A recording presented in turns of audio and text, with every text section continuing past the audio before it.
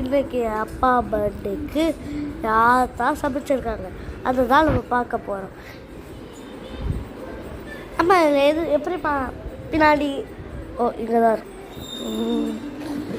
இது இட்லி, அப்புறம் இங்கே அதுக்கான இது வடை,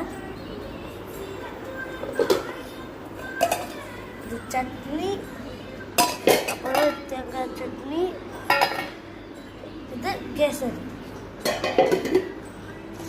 நம்ம இது எனக்கு ஏற்கனவே ரெடி பண்ணி வச்சது, ஆனால் சாப்பிடாம இருக்குது. வீடியோ போடணுங்கிற பேரில் டேஸ்ட் பண்ணி பார்க்கலாம் வாங்க. உண்மை